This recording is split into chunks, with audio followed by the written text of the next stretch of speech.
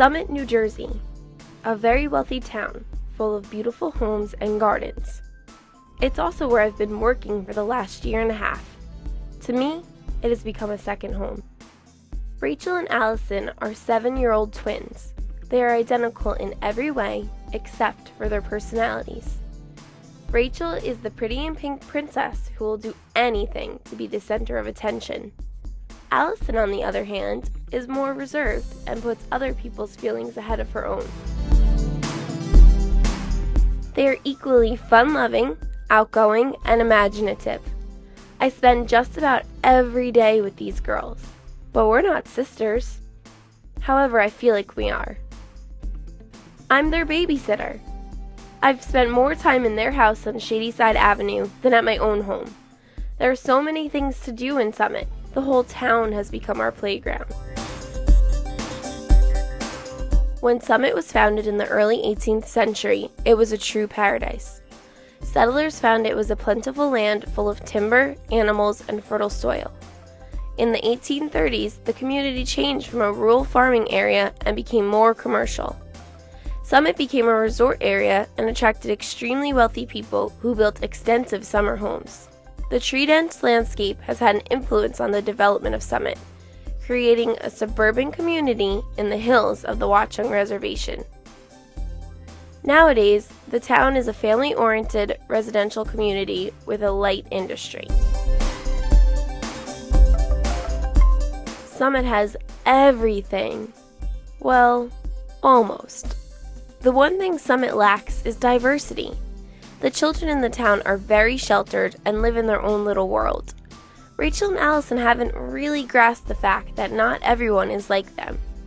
I brought them to my house once to go swimming. When Rachel first stepped foot into my house, she said, "Wow, your house is really small." I told her that not everyone's house is as big as hers, and that's very insulting to say to someone.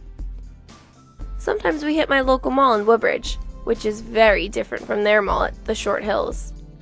I hope, by introducing them to different places, they will grow to be more well-rounded. At the end of the day, we always have a good time, and they are very appreciative of everything I have to offer. I worked in Summit a few years ago when the PGA Tour came to New Jersey with my best friend. We were crowd control at Summit train station.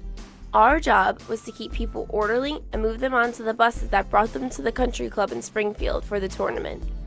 It was my first time to catch a glimpse of Summit, and I immediately fell in love with the cute downtown area.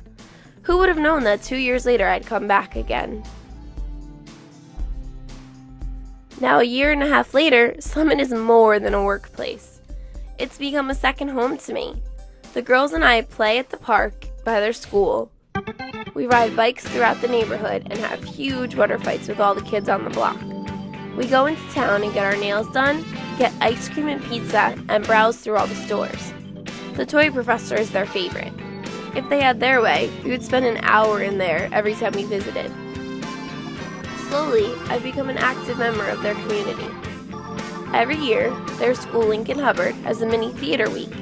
I choreographed this year's play, The Scrambled States of America the Musical. I had a blast.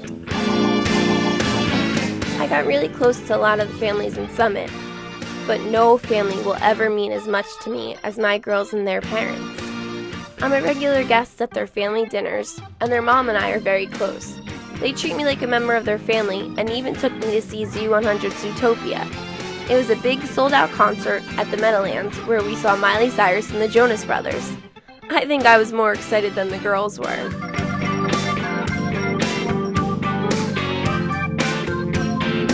I'm glad to have Rachel, Allison, and their family in my life. It's something that I didn't expect going into this job. This is the best part-time job I've ever had. I think our relationship and friendship will last for a long time.